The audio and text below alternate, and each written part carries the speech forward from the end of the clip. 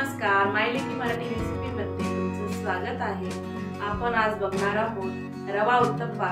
चला तर सुरुवात करूया। सर्वात प्रथम एका बाउल मध्ये 1 कप बारीक रवा घ्यायचा आहे। त्यानंतर अर्धा कप दही घेणार आहे। 1 चमचा मीठ घालणार आहोत। मिश्रण एकत्र करून घेऊया।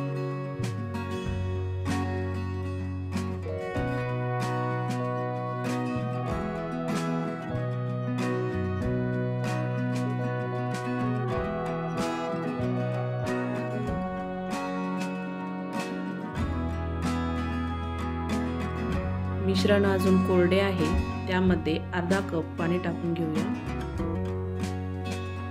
मिश्रण पुन्हा मिक्स करून घ्यायचे आहे।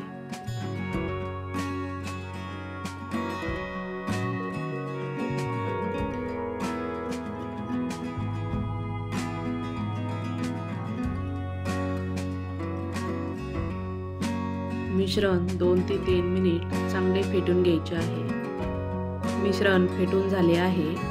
मिश्रण 15 मिनिटांसाठी झाकून ठेवूया। आपण आता चिरलेल्या भाज्या घेणार आहोत। सर्वात प्रथम बारीक चिरलेला 1 वाटी कांदा, 1 वाटी शिमला मिरची, 1 बारीक चिरलेला टोमॅटो, 1 वाटी किसलेले गाजर, 1 चमचा आलं, 2 बारीक चिरलेले हिरवी मिरची, थोडीशी कोथिंबीर, बारीक चिरलेले कढीपत्त्याचे पानं 4 ते 5 घ्यायचे आहे।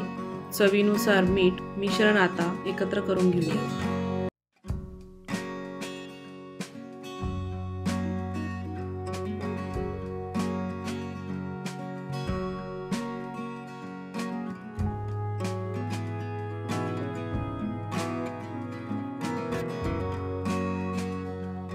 भाज्या मिक्स झालेल्या आहे।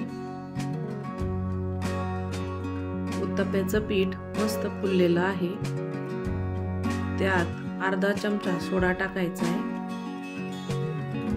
बॅटर पुन्हा मिक्स करून घेऊया। बॅटर थोडे घट्ट वाटत आहे, त्यात थोडेसे पाणी टाकून घेऊया आणि मिक्स करून घेऊया।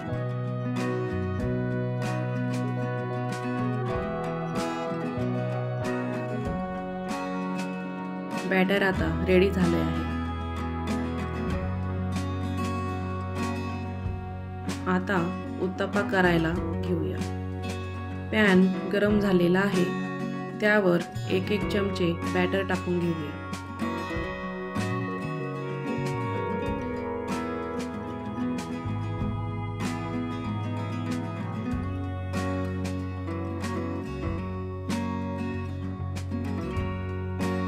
उत्तप्प्यावर 1-1 चमचा भाजी टाकून घ्यायची आहे।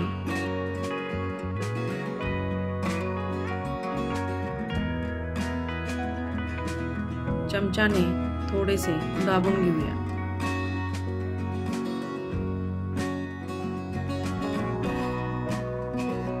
थोडेसे तेल टाकून घेऊया।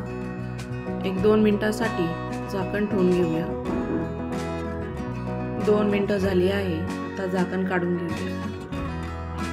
मस्त तयार झालेला आहे उत्तप्पा, तुम्ही बघू शकता।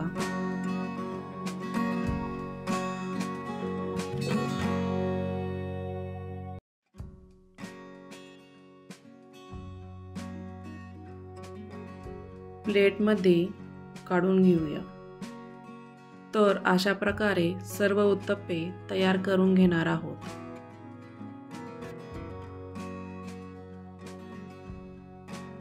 चटणी तयार करून घेऊया। मिक्सरच्या भांड्यामध्ये 1 चिरलेला कांदा, 4 ते 5 लाल मिरच्या, 1 टोमॅटो चिरलेला, 9-10 लसणाच्या पाकळ्या, चवीनुसार मीठ। मिक्सरला फिरवून घेऊया। मस्त अशी चटणी तयार झालेली आहे।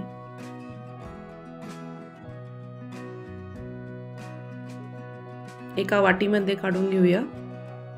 चटणीला तडका देणार आहोत, त्यासाठी 2 चमचे तेल गरम करून घेतले आहे। अर्धा चमचा मोहरी टाकायची आहे। 4 ते 5 कढीपत्ता टाकून घ्यायचा आहे।